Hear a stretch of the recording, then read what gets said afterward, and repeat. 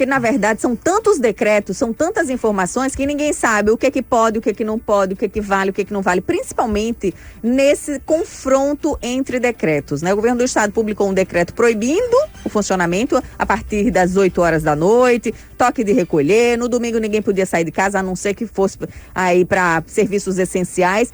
E aí veio o prefeito da capital, o prefeito Álvaro Dias, publicou um novo decreto no sábado, né, no dia seguinte, e não seguiu as recomendações do governo do estado. Então ele manteve lá funcionamento de bares e restaurantes até as 21 horas, dos shoppings, né, dos estabelecimentos comerciais.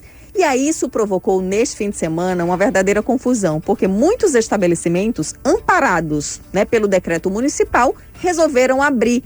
E as forças de segurança atuando em nome do decreto estadual, fechando os estabelecimentos que abriram. A gente vai conversar um pouquinho mais sobre essa confusão, como é que está a situação, principalmente, né, Tiago Rebolo, dos bares, dos restaurantes, agora com Paulo Passariello, que é o presidente da Abrazel e é empresário do setor gastronômico. Paulo, seja bem-vindo. Muito obrigado. Paulo, fim de semana de muita dúvida na cabeça dos empresários, da população, muita confusão, né? Fala pra gente como é que foi esse primeiro fim de semana com essas novas medidas. Allora, o problema é sempre o mesmo, que tem esta corrida de decreto um atrás do outro, a gente fica confuso. O decreto do governo sai na sexta-feira, já edita um decreto que restringe ainda mais. In una sexta-feira è un prejuízo grande. Todos os restauranti, bar stavano con stock abastecido para enfrentar o final de semana, quindi isso já foi um problema bem grande. Dia seguinte, 10 horas da noite, não de manhã, sai outro decreto da prefeitura que muda um pouquinho aquele do governo, deixando as atividades livres de funcionar no domingo com 1 hora mais de noite. Agora, o problema é de interpretação de chi pode fazer o quê entre governo e município. Tem uma confusão grande, tem uma incerteza grande que tudo isso está prejudicando ainda mais o nosso setor. É uma falta de alinhamento tremenda, né, entre o governo do estado e Prefeitura do Natal. Hoje pela manhã a governadora... Prefeitura do Natal só não, porque outras prefeituras também, Parnamirim também não seguiu o decreto estadual, tem né? Várias, exatamente.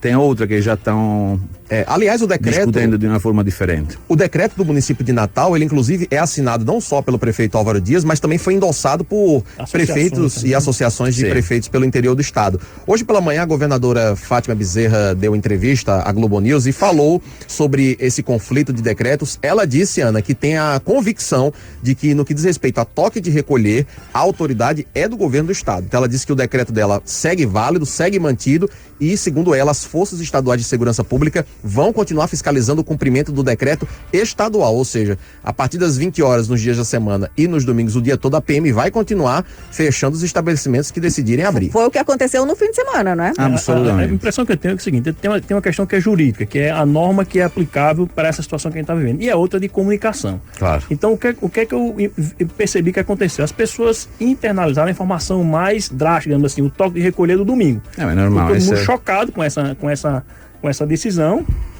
que está lá, e as outras ficaram meio que diluídas e ninguém se preocupou em entender bem, a não ser aquelas pessoas que vão ser diretamente impactadas por aquelas restrições que estão lá. E a outra, Paulo, que eu iria perguntar para você é o seguinte, além dessa divergência normativa que tem entre decreto estadual, decreto municipal, as próprias legislações federais que tratam também de restrições, o time da emissão desses decretos na sexta-feira à noite ou no sábado também contribui para atrapalhar e trazer mais prejuízo para você do segmento? Allora, atrapalha e non poco. Immagina che sexta-feira passada era o dia di vencimento di pagamento di salário. Quindi immagina o stress che tiveram os pequenos estabelecimentos que vivem do dia a dia, ok? Esse hábito di soltar decreto no final di settimana sta virando quasi una prassi. Io non sei qual è a motivação, por qual motivo é feito isso, mas posso garantir que isso está gerando uma incerteza tão grande que a gente já teve uma grande percentagem de fechamento durante a primeira parte da pandemia E a gente prevê que nesta segunda parte vai ser ainda pior. Que pega você de surpresa, digamos assim. Absolutamente. Né? Paulo, neste fim de semana, alguns estabelecimentos acabaram abrindo após as 20 horas, né? Sim. Permanecendo abertos após as 20 horas. Amparados no decreto municipal. Pois é, sim. E também abrindo no domingo, também. Amparados no decreto municipal, né? Que garantia o funcionamento. Só que aí as autoridades de segurança foram lá e fecharam na marra alguns estabelecimentos. Como é que foi esse... Como é que vocês lidaram com essa situação? Allora, foi muito constrangedor para quem subiu esse tipo de fechamento. Não foram muito porque a gente orientou de ter um pouquinho de paciência, mesmo porque foi no final de semana, quindi qualquer ação jurídica, qualquer coisa feita no final de semana é um pouquinho complicado. Mas teve algum que decidiu de seguir o decreto do prefeito, que abriu, foi um constrangimento gigante, circularam alguns vídeos de nossos associados, cioè também, que, sério, é complicado, porque tem a polícia que bate na frente da porta e manda o cliente levantar de uma forma bastante aggressiva, perché io intendo tutto, ok? Ma l'aggressività che sta tendo acho che è una cosa che precisa dialogare un pochino. O governo do estado editou esse decreto, né, com toque de recolher, medidas necessárias para garantir o distanciamento social, né, uma medida até meio desesperadora, né, do gestor, porque ele tenta conter o avanço da pandemia, mas qual foi a contrapartida oferecida pelo governo do estado principalmente para o setor mais atingido, que vai ser o de vocês, bares e restaurantes? Claro. Porque a gente viu que no estado aqui vizinho, né, no estado aqui próximo, o Ceará, sim, o governo do estado, ele editou o toque de recolher, mas ele garantiu um auxílio para essa classe, né, desse segmento, desse setor. Aqui, como é que está essa situação? Allora, até agora, a gente protocolou, tanto no governo quanto na prefeitura, um ofício pedindo algumas coisas que iriam ajudar o nosso setor. Até agora nenhuma risposta. Quindi confermo che até agora, mesmo conversando muito sobre o assunto e pedindo para fazer um decreto que seja junto com alguma ajuda, isso não aconteceu, porque tem uma comunicação, só que essa comunicação se interrompe um ponto e diz não, ponto, sai o decreto, não tem nada para fazer. E nada foi dito sobre de como os pequenos estabelecimentos que vivem depois das 8 horas da noite ou do domingo vão enfrentar essa situação. Nada. Ou seja, só proibiu, mas não apontou nenhuma saída. Eu tenho um exemplo muito simples. O meu restaurante, come muito, tem o maior movimento, em geral é 70-80% a média, de noite, ok? Você vai fazer delivery, tudo bem. Tem uma parte di funzionario che non serve, entre aspas, per la parte di delivery. Io vou fazer o quê com esses funcionários? Garçons. A gente já deu feira na primeira parte de pandemia. Não tem mais nada para fazer. E não tive nem um mínimo de informação para dizer, olha, daqui a algum dia vamos ver se dá para fazer alguma coisa. Nada, zero. É isso que eu queria perguntar. Existe algum diálogo prévio com os segmentos antes de sair os decretos, uma tratativas, uma oitiva para saber como é que está funcionando, que tipo de medidas são possíveis de ser adotadas e como é possível conciliar a necessidade de ter maiores cuidados nesse momento com ter que continuar funcionando a atividade, que é uma atividade que faz parte, inclusive, da atividade turística de Natal, que é uma cidade que depende muito disso. Existe esse diálogo prévio, Paulo, ou vocês realmente são pegos de surpresa quando sai o decreto? Não, só esclarecendo que a parte de turismo não influenza pouco, ma tantissimo. Eu acho que o Rio Grande do Norte, não tendo nenhum tipo de indústria, vive de turismo, ok? Isso. É um decreto desse daqui de fechar a praia. Queria saber quem é a pessoa que vai ficar fechada em um hotel um dia inteiro de domingo, ou sem saber se pode sair para jantar ou de que hora pode sair para jantar. Mas, voltando ao assunto, diálogo prévio. Tive um diálogo prévio com o governo, mas io sono un pochino novato perché io sono presidente da Brasil desde novembro, ok? Quindi foi as primeiras reuniões que eu participei do governo. Mas vejo que é um diálogo que parece ser aberto. A gente comunica eventuali soluções, dá disponibilidade de fiscalização própria, o que a gente fez até a semana passada, tudo. Depois de uma primeira, uma segunda, uma terceira reunião, tem um anúncio, amanhã a partir de 8 horas fecha. Cioè, quindi a gente tem a vontade de ter diálogo, mas do outro lado não tem. É um diálogo até a página 5, né, Sim, Paulo? é a página 6. Aí na página 6 vem um onde decreto, fala né? que fecha de 8 horas, não Olha, tem diálogo. Você que está ouvindo aqui a programação da 98, estamos conversando com Paulo Passariello, ele é presidente da Brasel, que é a Associação dos Bares, Restaurantes, setor em geral. E hoje à noite, viu, Ana, fazer um convite aqui para quem está acompanhando a 98. Hoje à noite, aqui às 18 horas, o Repórter 98 entrevista ao vivo o prefeito de Natal, Álvaro Dias, até para esclarecer como é que serão os próximos passos, como é que vai ficar agora, né, com essa indefinição, com esses 2 decretos que são conflitantes. Agora, trazendo alguns números aqui para quem está acompanhando o nosso programa, olha, a Secretaria Estadual de Segurança Pública, Ana, registrou pelo menos 14 ocorrências entre sábado e domingo, dados oficiais aqui da Secretaria Estadual de Segurança Pública, pelo menos 14 pessoas conduzidas à delegacia para prestar esclarecimentos, inclusive proprietários de bares e restaurantes, proprietário de um balneário que, segundo a PM, estava fazendo uma aglomeração aí com pelo menos 30 pessoas, né? Também aqui em Natal, Bahia Formosa, inclusive também foram fechados, além dessas 14 pessoas conduzidas à delegacia, oficialmente, segundo a secretaria, foram 5 estabelecimentos fechados em Natal, mais toda a área da orla de Ponta Negra, incluindo todos os estabelecimentos dessa área, e também no domingo mais 4 estabelecimentos fechados, incluindo 2 autuações, ou seja, multas já aplicadas, dados oficiais da Secretaria Estadual de Segurança Pública. Paulo. Eu queria perguntar se alguém tem dado de que aconteceu dentro das casas das pessoas, onde pode acontecer o pior que acontece num bar e restaurante, onde não tem nenhum tipo de controle, não tem nenhum tipo de cioè, ninguém pode saber o que acontece. É normal que a maioria das pessoas que tem hábito de frequentar bar, cioè, o restaurante, io sono italiano, ok? Ma sto começando a conhecer o povo brasileiro. Ninguém fica sozinho em casa assistindo a Netflix, a TV. Tem pouquíssima pessoa que faz isso. Ou seja, você acredita que o povo aglomera em casa? O povo acaba aglomerando em casa. Com certeza. Eu não tenho dúvida disso. Olha, isso aí. Quem está acompanhando o nosso programa pelo canal do YouTube vai poder ver imagens, né, do que foi este primeiro fim de semana de toque de recolher, como é que foram as ações das autoridades de segurança pública, né? Polícia Civil, Polícia Militar, Corpo de Bombeiros, todos envolvidos aí para garantir que o decreto estadual fosse cumprido. A própria governadora Fátima Bezerra, né, foi a Ponta Negra no fim de semana à noite.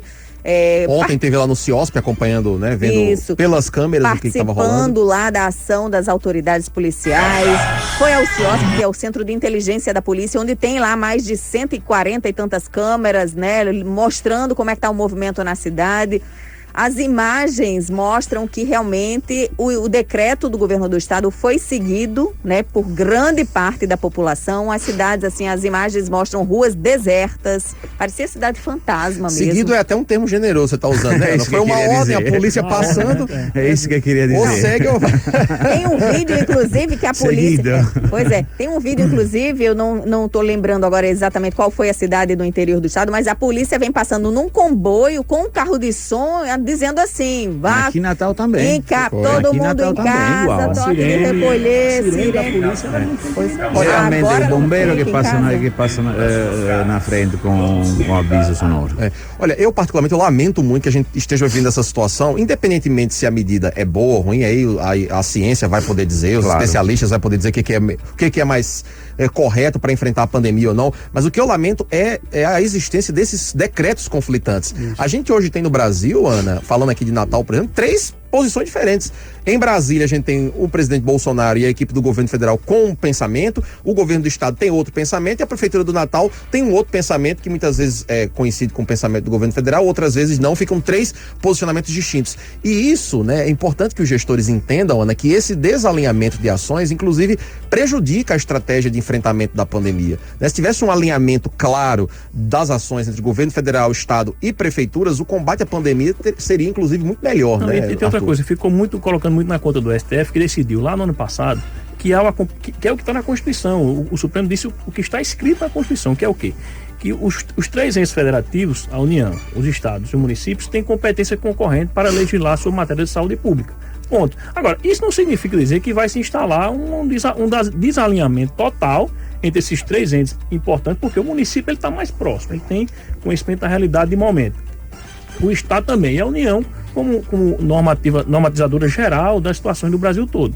Então, isso não significou um alinhamento total. E aí você tem essa situação lamentável que a gente tem hoje, que é essa desarticulação que está trazendo confusão e insegurança jurídica para os setores. E as próprias pessoas também não sabem muito bem o que está acontecendo. Elas, como ficam confusas de não saber qual a regra que vale, elas terminam se escudando naquela que for mais favorável para ela, aquela que é mais vantajosa e que vai valer. Nesse cenário, Paulo, como é que fica a orientação agora da Abrazel para o segmento de bares e restaurantes? A orientação da Abrazel é simples, porque tem um problema de fiscalização que dá um constrangimento exagerado, porque as pessoas que eventualmente decidem... E pode dar multa, inclusive, também, né? Não, além da delegacia, esse é o problema. Cioè, tem multa de 20 mil reais, pode ser preso per crime à saúde pública. Cioè, a gente está estudando com o nosso jurídico qual é a ação que vai ser feita, porque a gente não está aqui esperando que caia do céu, absolutamente não. É isso que eu queria transmitir um pouquinho a todo mundo. Mas a minha indicação da Abrazel qual é? De ter um pouquinho de paciência, respeitar o toque de recolher do governo, mas não para que é justo ou errado, só para não ter um constrangimento de ter a polícia na porta battendo, mandando levantar cliente, ficar em uma situação muito constrangedora. Isso também gera imagem negativa para o próprio estabelecimento. Claro, porque eu não sei como funciona, mas não sei se é sorte ou quê, cada vez que tem um estabelecimento que está um pouquinho mais assim, tem a equipe de reportagem atrás, que já está filmando, já está na TV, passando uma informação totalmente errada. Eu já disse, bar, restaurante, eu acho que só vem atrás de hospital como protocolo de segurança que estamos atuando, porque muitas vezes tem um bar que tem uma área grande, ok? Tem todas as mesas ocupadas, mas está respeitando todos os protocolos. Ah, não, está lotado, está fazendo aglomeração. Não, veja bem o que é, porque não é sempre assim, absolutamente. Para não distorcer, não é a informação, Paulo, que aí prejudica. Inclusive, a Abrazel assinou uma nota essa semana junto com outras entidades do segmento turismo, cobrando exatamente isso. Fiscalização. Mas é o que a gente está pedindo a tempo. Agora, a gente se está autofiscalizando. Cada nosso associado, porque a gente cobre muita área, quase toda, ok? Tem um grupo de WhatsApp, como todas as entidades têm. Cada associado está fiscalizando a própria área, o próprio bairro, o próprio quarteirão para saber como é que está as coisas. Falando das percentagens de distanciamento, eu escutei que no final de semana tive um 55% de distanciamento. Eu acho que a gente não está muito distante com esse distanciamento, porque em uma reunião do governo eu escutei que final de semana com o toque de recolher de 10 horas, ok? Stavamo falando che o distanziamento durante la settimana era 30%, final di settimana subia 50%, onde bar e ristorante funziona mais. Quindi che significa? Dá uma colpa a um setor que não está criando problema, absolutamente. Já era 50%. Já era 50%, agora subiu para 55% e não vejo toda essa diferença. É isso, conversamos ao vivo aqui com Paulo Passariello, presidente da Abrazel, Associação dos Bares e Restaurantes aqui no Rio Grande do Norte. Paulo, muito obrigado pela entrevista, pelo relato. Lembrando que hoje à noite, às 18 horas, o prefeito Álvaro Dias estará ao vivo aqui no Repórter 98. Estaremos todo mundo escutando. Para esclarecer aí como é que vai ficar agora, né, o momento seguinte.